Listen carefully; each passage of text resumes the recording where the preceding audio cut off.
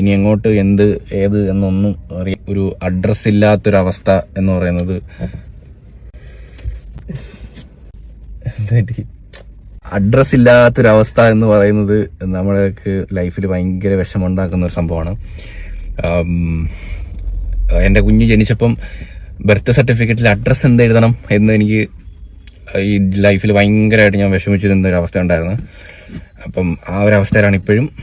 അങ്ങനെ ആളുകൾ കാത്തിരുന്ന പോലെ തന്നെ പ്രവീണും മൃദുലയും എക്സ്പ്ലനേഷനുമായി വന്നിരിക്കുകയാണ്.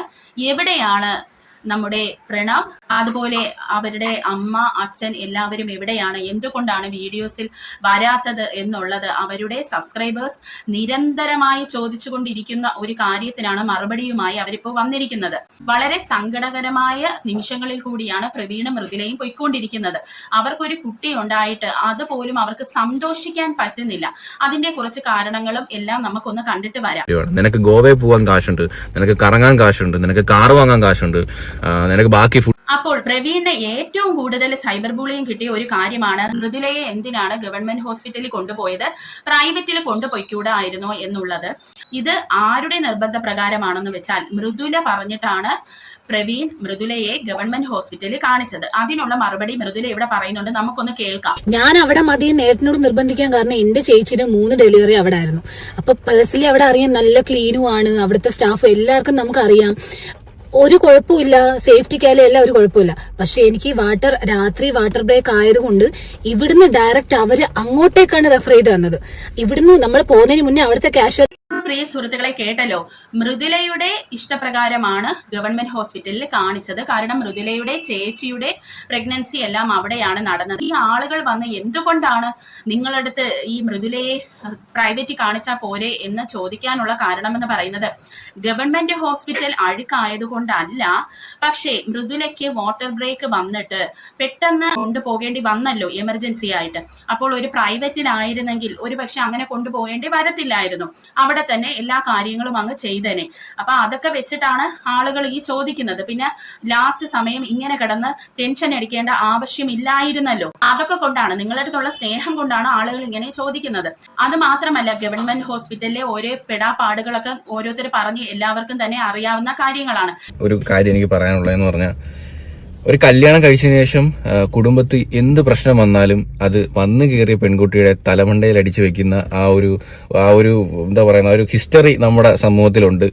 അത് കമന്റ് ബോക്സിലും കാണാറുണ്ട്. അതൊക്കെ എന്ത് വൃത്തികെട്ട ചിന്താഗതിയെന്ന് എനിക്ക് മനസ്സിലാവുന്നില്ല. നമ്മള് ഇൻസ്റ്റാഗ്രാമിലും 2024 നമ്മളിപ്പം ജീവിക്കുന്നത്. അതൊക്കെ ഒന്ന് മനസ്സിലാക്കുക. എന്ത് വന്നാലും വന്നു കയറിയ പെണ്ണിന്റെ തലയിൽ വെക്കുന്നത് വളരെ മോശമായിട്ടുള്ള ഒരു പ്രവണതയാണ്. നെഗറ്റീവ് റീച്ച് ആഗ്രഹിക്കുന്ന ഒരു വ്യക്തി അല്ല നമ്മള്. നമുക്ക് നെഗറ്റീവ് റീച്ച് വേണ്ട. നമുക്കിപ്പം ചെറിയ വ്യൂസ് ആണെങ്കിലും കുഞ്ഞു വ്യൂസ് ആണെങ്കിലും നമുക്ക് ഹാപ്പി ആയിട്ടുള്ള ഒരു വീഡിയോ മതി, അല്ലെങ്കിൽ ഹാപ്പി ആയിട്ടുള്ള റെസ്പോണ്ടാണ് നമ്മൾ ആഗ്രഹിക്കുന്നത്. നമുക്ക് ഒരിക്കലും നെഗറ്റീവ് റീച്ച് ആഗ്രഹിക്കാത്ത ഒരാളാണ്. അതിന്റെ അത്രയും ഗതികേടില്ല കൈ. ഡിയർ ഫ്രണ്ട്സ്, ഇവിടെ കേട്ടല്ലോ നിങ്ങൾ. അതായത് ഈ കുടുംബത്തിൽ ഈ പ്രശ്നം ഉണ്ടായത് മൃദുല വന്ന് കയറിയതിന് ശേഷമാണെന്നും അല്ലെങ്കിൽ ഈ കുട്ടി ജനിച്ചത് കൊണ്ടാണെന്നും ഒക്കെ. ആ ജനിച്ച കുട്ടിയെ പോലും വെറുതെ വിടാത്ത ആളുകളാണ്. എന്തൊക്കെയാണ് വന്ന് വിളിച്ചു പറയുന്നതെന്ന് അറിയത്തില്ല പ്രിയ സുഹൃത്തുക്കളെ. അപ്പോൾ മൃദുലയുടെ ഹസ്ബൻഡ് അത്ര തന്നെ മൃദുലയ്ക്ക് സപ്പോർട്ടീവാണ് കേട്ടോ. നല്ല ഒരു മനസ്സിന് ഉടമ തന്നെയാണ് അദ്ദേഹം. വേറൊരു ആരോപണം എന്ന് പറയുന്നത് ഇവർ പുതിയൊരു ചാനൽ തുടങ്ങാൻ വേണ്ടി കളിക്കുന്ന നാടകമാണ് ഇതൊക്കെ എന്നും പറയുന്നുണ്ട്. അടി വെച്ചെന്ന് ഇങ്ങനെ സമൂഹത്തില് പരത്തിയിട്ട് മറ്റേ ചാനലിന് റീച്ച് കൂട്ടാൻ എന്നൊക്കെയൊക്കെ പറയുന്നുണ്ട് കേട്ടോ. അപ്പോൾ അതും അങ്ങനെ ഒരു നെഗറ്റിവിറ്റി സ്പ്രെഡ് ചെയ്തിട്ട് റീച്ച് വേണ്ടെന്നും ഇവിടെ പുള്ളി വ്യക്തമായിട്ട് പറയുന്നുണ്ട് കേട്ടോ. പിന്നെ ഇതിൽ ഏറ്റവും വിഷമിപ്പിക്കുന്ന ഒരു നിമിഷമുണ്ട് പ്രിയ സുഹൃത്തുക്കളെ.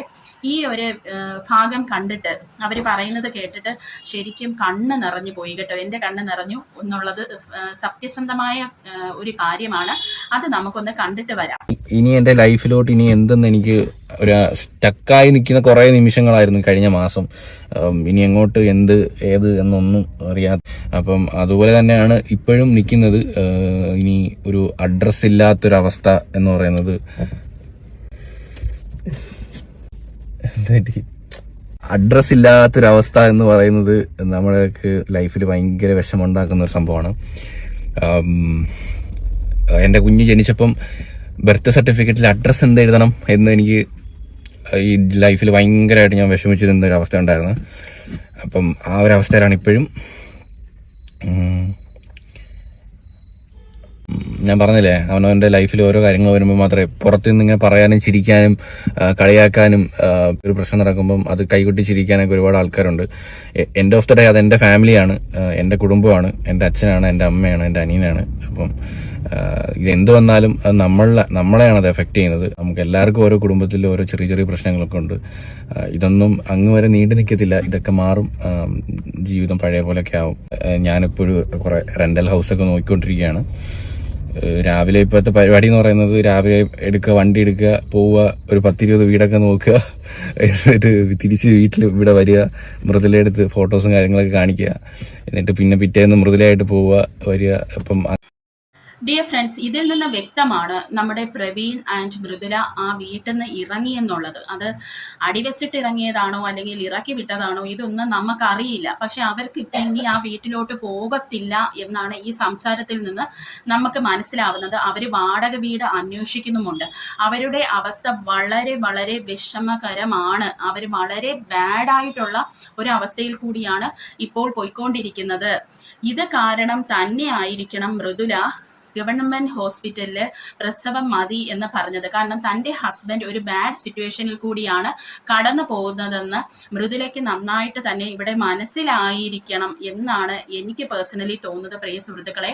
അത് മാത്രമല്ല, ഇവരുടെ കുഞ്ഞിന് ചേർക്കാൻ ഒരു അഡ്രസ്സ് എഴുതാൻ, അതായത് ഹോസ്പിറ്റലിൽ കൊടുക്കുമ്പോൾ നമ്മൾ അഡ്രസ്സ് എഴുതണമല്ലോ, ആ അഡ്രസ്സ് എഴുതാൻ വരെ ചിന്തിക്കേണ്ട അവസ്ഥ. ഏത് അഡ്രസ്സ് എഴുതും എന്നൊക്കെയുള്ള ഒരു അവസ്ഥ. ഇതൊന്നും ഒരിക്കലും പ്രവീൺ തൻ്റെ ലൈഫിൽ എക്സ്പീരിയൻസ് ചെയ്തിട്ടില്ലെന്നും പറയുന്നുണ്ട്. ആദ്യമായിട്ടാണ് ഇങ്ങനെ ഒരു അവസ്ഥയിൽ കൂടി അദ്ദേഹം കടന്നു പോകുന്നതെന്നും പറയുന്നുണ്ട് കേട്ടോ. അപ്പോൾ ഇവിടെ എനിക്ക് പറയാനുള്ളത്, നല്ല ധൈര്യമായിട്ട് മുന്നോട്ട് പോകും. ഞാൻ പറയുകയാണെങ്കിൽ ഇതൊരു നല്ല കാര്യമായെന്ന് ഞാൻ പറയത്തുള്ളൂ, പ്രിയ സുഹൃത്തുക്കളെ. കാരണം പല ആൾക്കാരും കുറെ കഴിഞ്ഞാണ് ഇതൊക്കെ തിരിച്ചറിയുന്നത്.